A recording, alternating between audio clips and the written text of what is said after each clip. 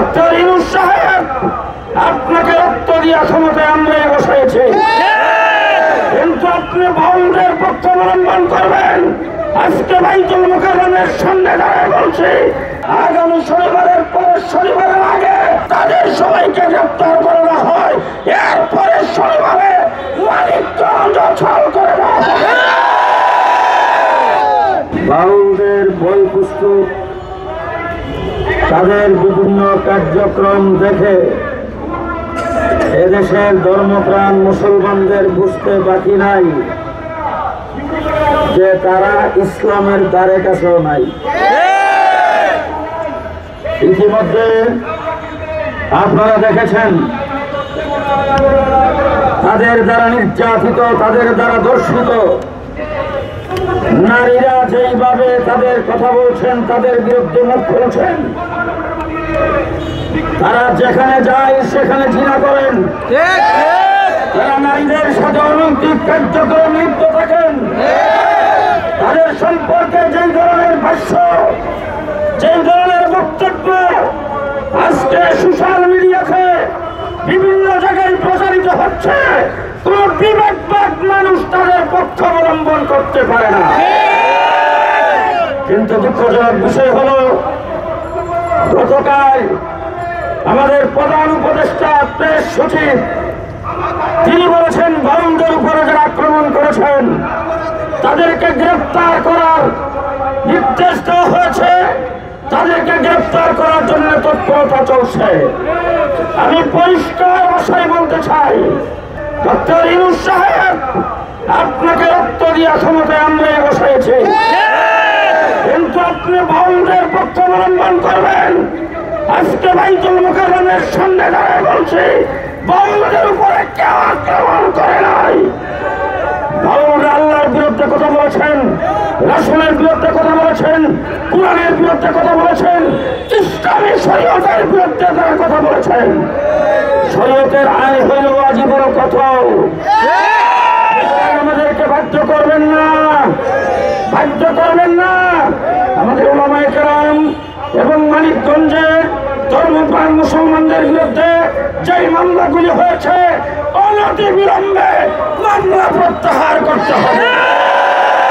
বাউলদের সঙ্গে যারা জড়িত আছে, আগামীকাল শনিবার, এর পরের শনিবারের আগে তাদের সবাইকে গ্রেফতার করতে হবে।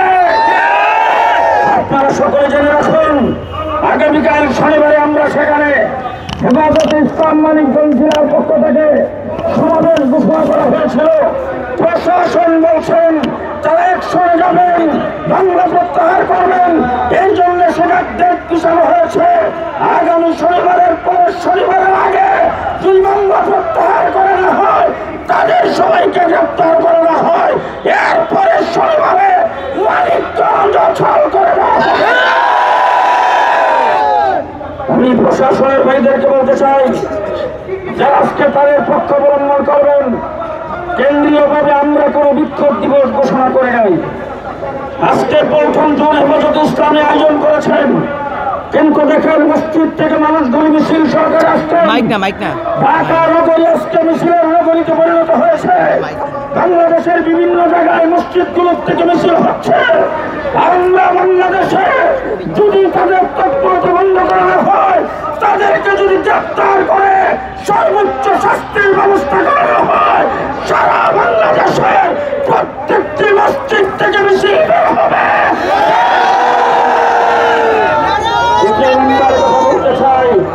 দ্বিতীয় নম্বর কথা বলতে চাই, জনাব ফরহাদ মাজহার সাহেব,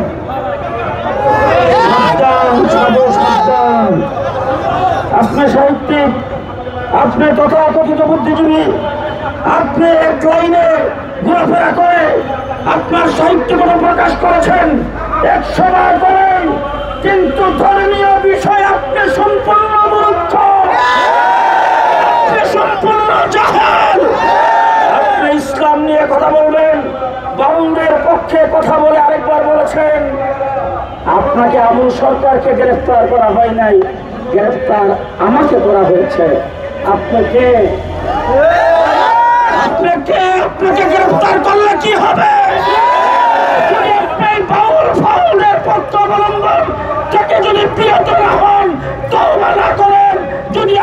দুঃখ প্রকাশ না করেন, জাতির সামনে যদি ক্ষমা না চান, আমরা দাবি করবো আপনাকেও গ্রেফতার করতে হবে।